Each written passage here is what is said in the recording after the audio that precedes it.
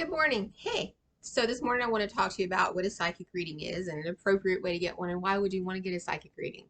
Okay, my name's Andrea and I'm an intuitive counselor, life coach, yoga teacher. My website is in the description box. So if you want to go ahead and join my website to get an email, blog, information of what I've got going on, go ahead and do that. Please go ahead and click that subscribe button, click the bell because that really is supportive of all YouTubers. Okay, so let me get down to what is a psychic reading. It's just an intuitive hit, right? It's my first intuitive hit that I give for y'all. And I use tools, cards, pendulums, stones. They're divine tools, right? It doesn't take away like your relationship with God or source or religion or angels or anything like that. Like intuition and psychic, that doesn't interfere with that relationship. Like have a relationship spiritually with anyone you want, any spirit you believe in. That is, I encourage that of all of my students. Like still pray to God. Yes, do that. I do, right?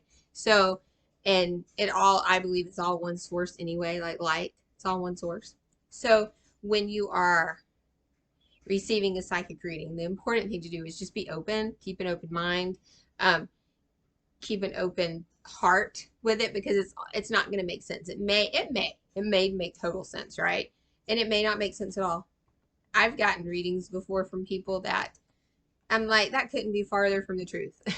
You're picking up on someone else. You're picking up on something else. But then years later, it happens, right?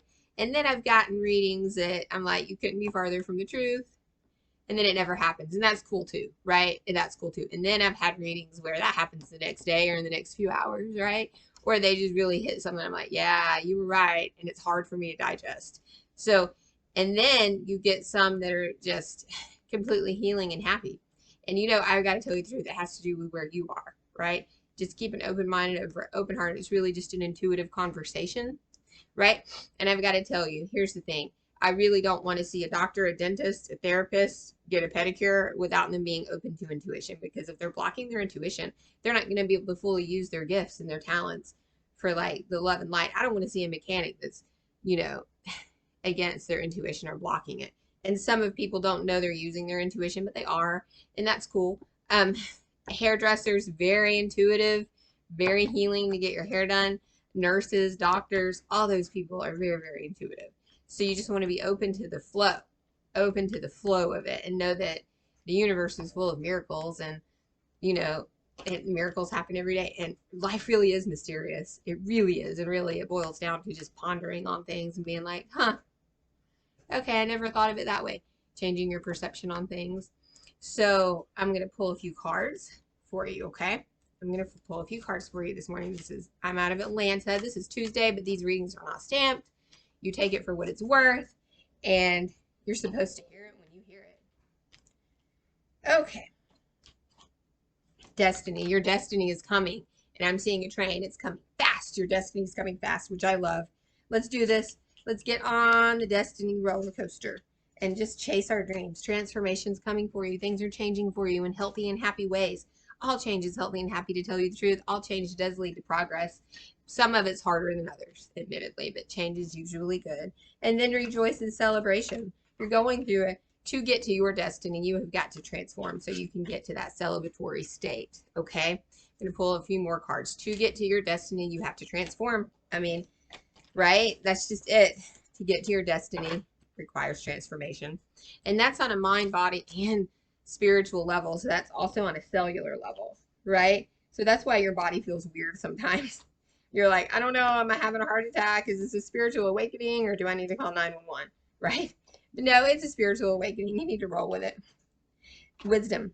Okay, you're gaining wisdom through this. There's no mistakes. The journey, there are no mistakes. You'll fall in love with your journey. And contemplation. You're thinking about things all the time. You're always up here. So maybe wear a dark stone to kind of pull your energy like down, right, to your feet and your legs. Ground your energy more, because we can often be unbalanced when we're too much in our upper chakras. I get that. If you have if you're getting headaches, like eye infections, sore throat, that means that you are overusing your upper chakras. So go ahead and pull it down, do some yoga, walk outside, do whatever you need to do to ground yourself. And if you do that, you're going to have clarity of thought, and you're going to have success in this situation. There's a Prince of Swords somewhere around you. Prince of Swords is cool, but it's like heady. He helps you think things through. He's up here, maybe like 1 or 2 years younger, or maybe he is like under you at work, like you're a supervisor or something, that he's going to help you think things through. This is what I'm getting. And a Queen of Swords is the same way. You have a team, a masculine and a feminine team on your side. It could be on the other side too, where they've got your back. You're sort of sitting on both shoulders and they're like, we're watching out for you. It's okay. And then the Princess of Pentacles. I love that. Abundance, feminine energy, abundance, and moving forward with life. Like, right? We always have got to move forward. And the Seven of Swords, she's packing her swords up. She's packing her swords up and she's going after her dreams. And the Five of Cups, I like the Five of Cups because it shows somebody's like got water spilled and they're kind of depressed, but they don't see the cups in front of them. I think also somebody's looking behind them at their journey that they've done and they're like, wow, that was hard, right? Like, how did I get through that? But, celebrate that you got through it somehow. And then the Pentacles, I love the Seven of Pentacles because it's like trees and pentacles and abundance. And she's gardening it. So keep gardening your future. Keep gardening your future. So that's what I have for you today. I hope that I inspired you and made sense and helped you organize your head and your heart a little bit today. And I hope that you have a fabulous day for whenever you're watching this. Namaste.